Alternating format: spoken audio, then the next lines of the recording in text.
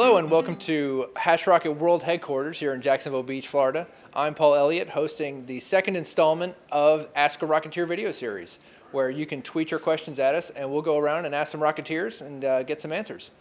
So we got a lot of great questions over the past week. Unfortunately, we can only pick a handful of them. So the first question this week comes to us from Fred Lee, and he asks, walk us through a typical Hashrocket interview for a candidate. I thought, who better to answer this question than Obi Fernandez himself? So let's go into his office and see if we can get him to explain.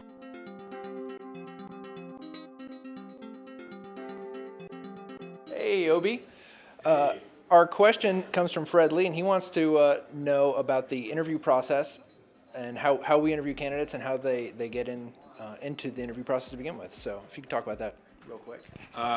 Sure. Can I keep it quick?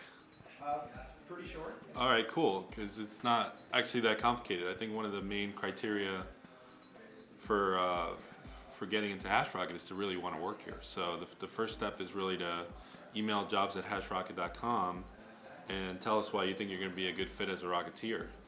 And I think we do a good job of putting out there, what we're about and what we value, and what kind of work environment we have. So if you're willing to move to Chicago or Jax Beach, or even Chile for that matter, and you want to work here and you're excited about it, that's one of the first steps, is really to show us that you're excited about it, and then why you're qualified. At that point, we'll do some initial due diligence around checking your GitHub to see if you're active in open source. We'll check your resume, we'll check your online, reputation. Just do a Google search or whatever you send us. Along those lines, your blog, it's nice to get people who blog and contribute back. And if we like you, we'll bring you down. And the interviews really just work. There's no formal interview process. There's no across the desk kind of conversations like you would have at a normal job. You just show up here and you're ready to work. You're in the deep end, and if you swim, then you make it. And if you sink and drown, then we send you back home kind of wet. But at least you'll have visited the beach. So. Great. Well, thank you very much.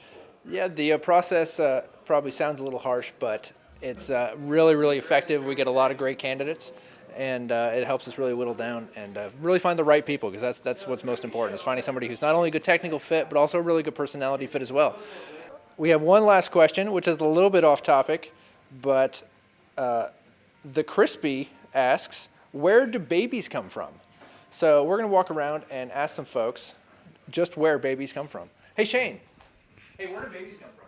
Walmart. Walmart.